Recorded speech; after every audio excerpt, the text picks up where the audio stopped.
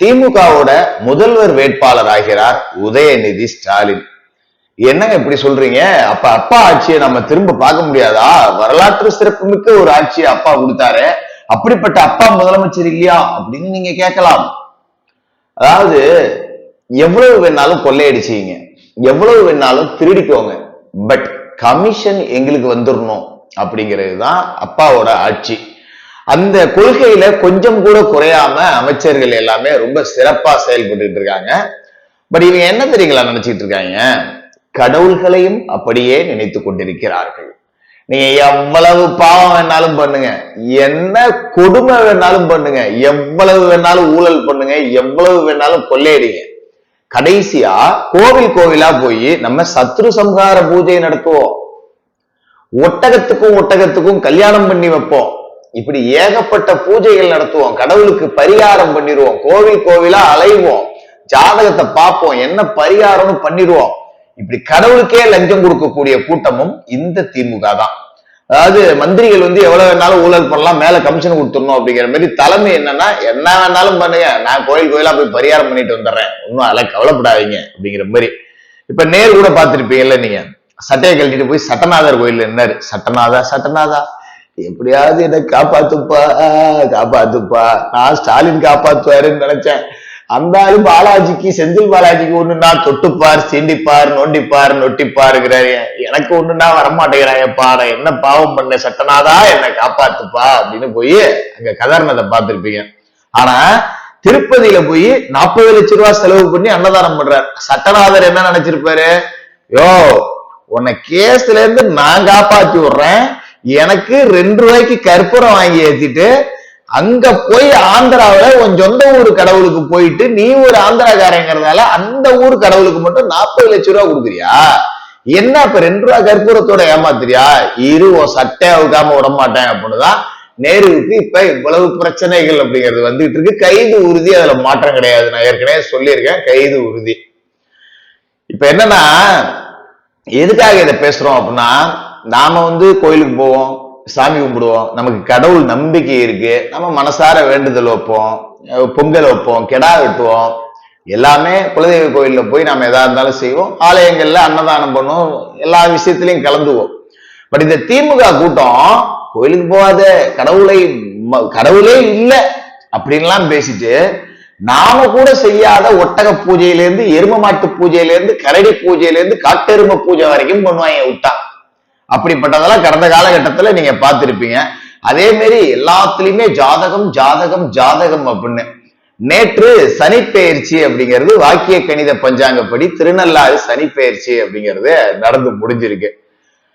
இதற்கிடையில ஒரு முக்கியமான குடும்பத்தை சேர்ந்த ஒரு முக்கியமான பெண்மணி ஜாதகம் பார்க்கையில ஒரு ஆஸ்தான ஜோதிடர்கள் என்ன சொல்லியிருக்காங்க, முத்துவேல் கருணாநிதி ஸ்டாலின் அவர்களுக்கு சிம்ம ராசி அஷ்டம சனி, வரக்கூடிய தேர்தலில் அவர் முதல்வர் வேட்பாளராக இருந்தால் ஆகச் சிறந்த அவமானங்களை சந்திக்க நேரிடும். அஷ்டம சனி ஆட்டி படைக்கும், அவமானப்படுத்தும், தோல்வி உறுதி. அப்ப என்ன பரிகாரம் பண்ணலாம்? இதுக்கெல்லாம் பரிகாரம் பண்ண முடியாது. ஏன்னா சனி அப்படிங்கிறவரு ஜோதிடப்படி நீதிக்காரகன் அப்படின்னு சொல்லுவாங்க. நீ என்ன சரி பண்ணி நல்லா ஆட்சி பண்ணியிருந்தீங்கன்னா திரும்ப ஆட்சி கிடைக்கும், தப்பா ஆட்சி பண்ணியிருந்தீங்கன்னா கிடைக்காது. நீங்க ஆண்டு கழிச்ச லட்சம் தான் நாட்டு மக்களுக்கு தெரியாம இருக்கலாம், 4 மீடியாவுக்கு எச்செலும்ப போட்டு நீங்க மாத்தி படலாம்.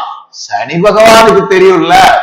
அதனால சனி பகவான் தன்னோட வேலையை சிறப்பா காட்டிட்டார். அந்த அடிப்படையில ஸ்டாலின் நின்னார்னா எலெக்ஷனுக்கு முன்னாடியே பல அமைச்சர்கள் ஜெயிலுக்கு போகணும், படு கேவலமான தோல்வி கிடைக்கும், ஸ்டாலினே தோற்பார் அப்படிங்கிற மாதிரியான செய்திகள் வருது. அதனால இப்ப சிம்மராசிக்காரரான ஸ்டாலினுக்கு அஷ்டம சனி, அதே நேரத்துல தனுசு ராசிக்காரரான உதயநிதி ஸ்டாலினை முதல்வர் வேட்பாளரா முன்னிறுத்தக்கூடிய வேலைகள் நடக்கிறதா தகவல் வருது. ஏன்னா இப்ப அவர் தனுசு ராசிக்காரர், அவருக்கு 4ஆம் இடத்துல சனி இருந்தா அதுக்கு பேரு அர்த்தாஷ்டம சனி. 8ல சனி கொடுக்கக்கூடிய கொடுமைகள்ல பாதிதான் 4ல கொடுப்பாரு. அப்படிங்கிறதால ஏதோ டெபாசிட்டாவது வாங்கிட்டு எதிர்கட்சியாவது உட்காரலாம், உதயநிதியவே நாம முதல்வர் வேட்பாளரா முன்மொழிஞ்சிடலாம் அப்படின்னு சில குடும்ப ஜோதிடர்கள் குண்டை வீசியதாக செய்திகள் அப்படிங்கிறது வருது. இந்த கூட்டம் தான் சனாதனத்தை அறுத்து தள்ளும், பார்ப்பனியத்தை புடுங்கி தள்ளும் அப்படின்லாம் வடக்கதை நம்ம கிட்ட பேசிட்டு எங்க போனாலும் இவங்க ஜாதகத்தையும் நோட்டையும் தூக்கிட்டு பாப்பான் பின்னாடியே தான் சுத்துவாங்க. நான் பாப்பான்னு தப்பான வார்த்தையை சொல்ல, பார்ப்பனர்கள் அப்படின்னு பயன்படுத்துறேன். ஃப்ளோல வந்துருச்சு. ஏன்னா நான் பார்ப்பனர்களை ரொம்ப மதிக்கக்கூடியவன். அந்த காலகட்டம் என்ன வேணாலும் நடந்திருக்கலாம். பட் அதெல்லாம் தூக்கி போடு. எனக்கு தெரிஞ்ச வரைக்கும் பார்ப்பனர்கள் வாழும் நாட்டுக்கு விசுவாசமா இருக்கக்கூடியவர்கள். போதும், ஓகே. அதை தாண்டி நம்ம அதுக்குள்ள போக வேண்டியது இல்லை. இப்ப மேட்ரு என்ன அப்படின்னா, உதயநிதி ஸ்டாலின் தான் முதல்வர் வேட்பாளர் அப்படின்னு. இதுல பல திமுக அமைச்சர்களுக்கே செம காண்டு. ஏன்னா உதயநிதி வந்துட்டார் அப்படின்னா, இப்ப திருச்சியில நேருவுக்கு முக்கியத்துவம் இருக்குமா, அன்பில் மகேஷுக்கு முக்கியத்துவம் இருக்குமா? நேரு தூக்கி வா அப்படி ஓரமா வருப்பா, சட்டநாதர் ஹிட்டநாதர் மாட்டிக்காம திருட தெரியல, கோயில் வேலா சுத்திட்டு இருக்கேன் அப்படிங்கிற மாதிரி நிப்பாடி போடுவாங்க. மறுபக்கம் பல சீனியர் அமைச்சர்களுக்கு சீட்டு மறுக்கப்படும். எல்லாம் ரிட்டையர்டு கேஸ் எல்லாம் இருக்கு. துரைமுருகனுக்கே சீட்டு மறுக்கப்படும்.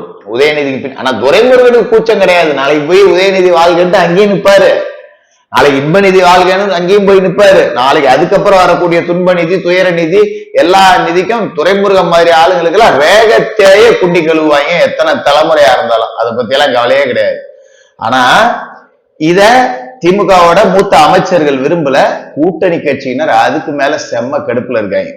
என்னன்னா, நேத்து வந்து தேமுதிகவுக்கு ராஜ்யசபா சீட்டு கொடுக்குறேன். நான் காலங்காலமா உனக்கு கொத்தரிமையாவே இருக்கேன். எனக்கு நேத்து வந்த கமலஹாசனுக்கு கொடுக்குறீங்க, நாங்க வர்றவங்க போறவங்க எல்லாம் கேட்க கொடுக்குறீங்க, எங்களுக்கு தர மாட்டேங்கிறீங்களேன்னு திருமாவளவன் செம்ம கடுப்புல இருக்கு. கம்யூனிஸ்டுகள் அதுக்கு மேல கொலைகாண்டுல இருக்காங்க. எங்களால எம்பி எலெக்ஷன்ல போட்டிட்டு வேற எங்கேயும் ஜெயிக்க முடியலையா, ஏதாவது பார்த்து செய்யா அப்படிங்கிற மாதிரி அவங்களும் கடுப்புல இருக்காங்க. இதுல இவர்களோட தொகுதி எல்லாத்தையும் குறைச்சி தேமுதிகவுக்கு கொடுக்குறாங்க. காங்கிரஸ் ஏதோ விஜய காட்டி மிரட்டி கிரட்டி வாங்கிட்டு வந்துட்டாங்க. தேமுதிகவுக்கு 8 சீட்டாம். விசிகா ரெட்டப்படையில சீட்டு கேட்கணும்னு முரண்டு பிடிச்சிட்டு, கம்யூனிஸ்ட் ரெட்டப்படைங்கிறாங்க. பட் கம்யூனிஸ்ட் எல்லாம் வந்து சீட்டெல்லாம் தேவையில்லை. ஒரு 25 கோடி ரூபாய் இருந்தா தேர்தல் நிதி, ஒத்த ரூபாயா உண்டியில தூக்கிட்டு சுத்தாத, இந்த பல்கா தரேன், சும்மா தெருவில் உண்டியில தூக்கிட்டு தெரியாத, அது எனக்கு கௌரவ குறைச்சல் அப்படின்னு ஒரு பல்கான அமௌண்ட்டை கொடுத்துட்டா வாங்கிட்டு வாயை முடிட்டு செவனேன்னு இருப்பாங்க. இவ்வளவுதான் மேட்ரு. ஆனா கூட்டணி கட்சியோட தொண்டர்கள் இதை ரசிக்க மாட்டாங்க. ஏன்னா காலம் பூரா திமுகவுக்கு முட்டு கொடுத்தே 5 வருஷம் ஓடி போச்சு.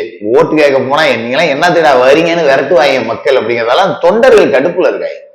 என்ன திமுக பண்ண இவ்வளவு தப்பு, நாம முட்டு கொடுத்தோம், கேவலம் ஒரு தண்ணி தொட்டியில மலத்தை கலந்துட்டாலும் அதை கூட எங்களால வாயை திறந்து பேச முடியல, ஒரு கட்சி கொடி எங்களால ஏத்த முடியலன்னு திருமாவளவனுடைய தொண்டர்கள்லாம் கொதிப்புலதான் இருக்காங்க.